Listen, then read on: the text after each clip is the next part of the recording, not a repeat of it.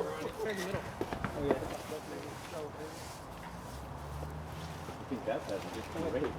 You know, when I first started filming, it kind of happened on accident where I was in 8th grade and my buddies in school said, hey, we're gonna make our own skate video and we're all gonna have video parts in it, you know, because I was a skater before a filmer. So finally I said, you know what, I'm gonna take over, I'm gonna make this video, I wanna see it through. So I ended up kind of pushing everybody and started filming everybody and doing the editing and everything like that while I'm still in the video. That's really like how I got sucked into it, and everybody just looked at me as like I was the filmer. Got it? Yeah. Thank you. All right, made it in.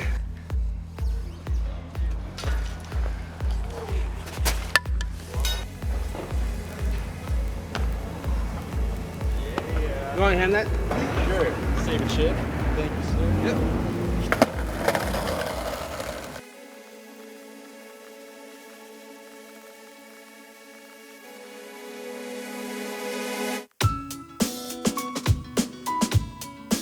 When I first started filming, I never knew, especially with skateboarding, that you can make a single dollar off of it. I remember the phone call I got from a company. I remember they called me and they said, hey, we owe you some money. And I was blown away. I was like, wait, you owe me money? Like, you guys owe me money for filming? They said, yeah, we're gonna pay you.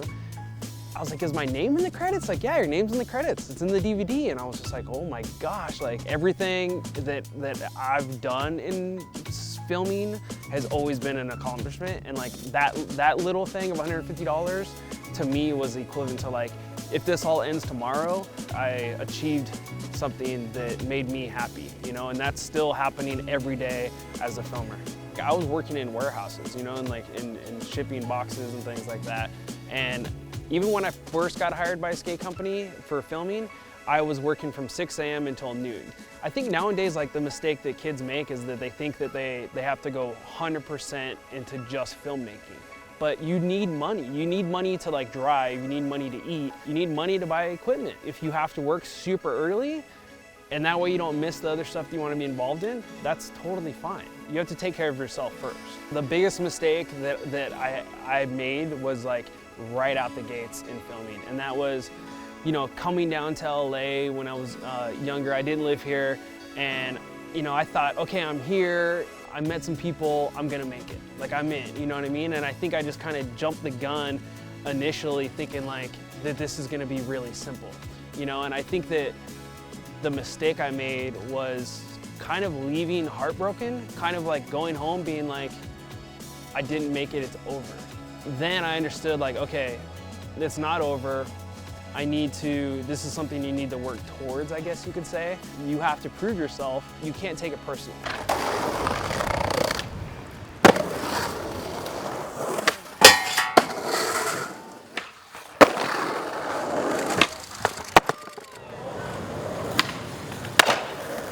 Having a red camera is obviously a huge plus, but the camera doesn't always make the person. You have to be the complete package. I think there's more to filmmaking than just filming itself. Like, you need to be reliable, you need to be easy to work with, you need to be thinking ahead of everything, you know what I mean? Like, when you're on sets or you're doing productions or filming anything, you need to be ready for any situation that comes your way, and I think that's important. You know, I could be have the best camera in the world and be the biggest asshole. I promise you nobody's gonna work with me. So working in skateboarding, I mean, you quickly realize that every single person is different, you know, and like, not all skaters are the same. Some guys you can pressure, some guys you can't pressure.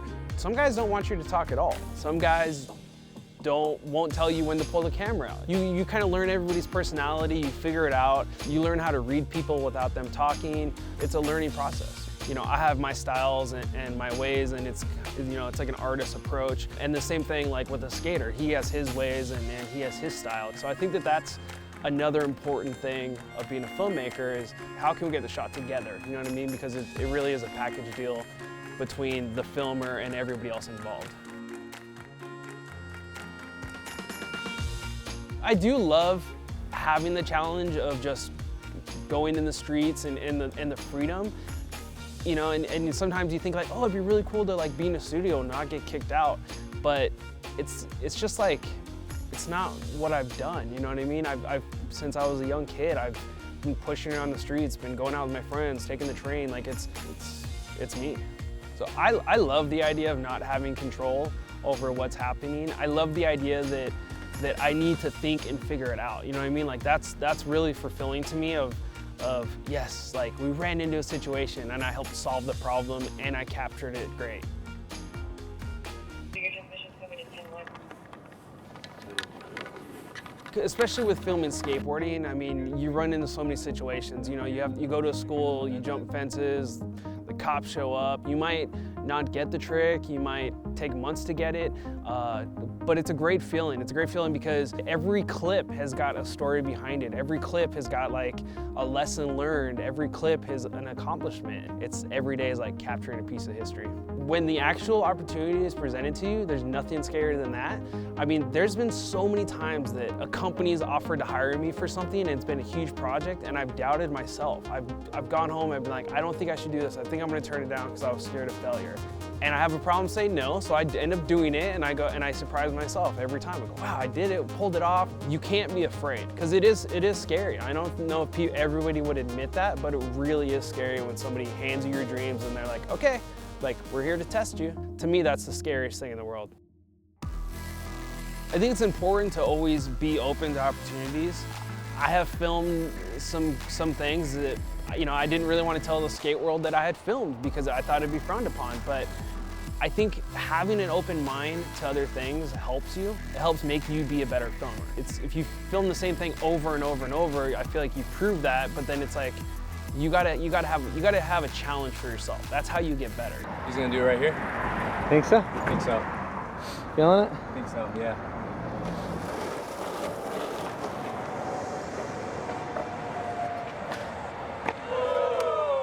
So it's funny because even like at this point in my life, it's like I've been a skate filmmaker for so long, and then now that I'm branching off into other things in filmmaking, it's almost like I'm starting over. So I'm having to go through that whole thing of like proving myself. It's like, you know, I go and I do a shoot on some other set. Nobody cares about the experience I have in skating, you know what I mean?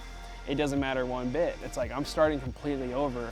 So it's exciting in a sense to like go out there and try to prove myself, not even just in filmmaking, but just in life in general. Like I think it's important to do what you love.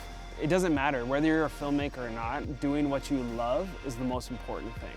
Because if you're like truly doing what you love, it's not gonna feel like work. If it was about the money, I would have went to school, I would have been a lawyer, I would have been a doctor, somebody that makes way more money than I do. But that's not what I chose to do. I chose to hold a camera instead.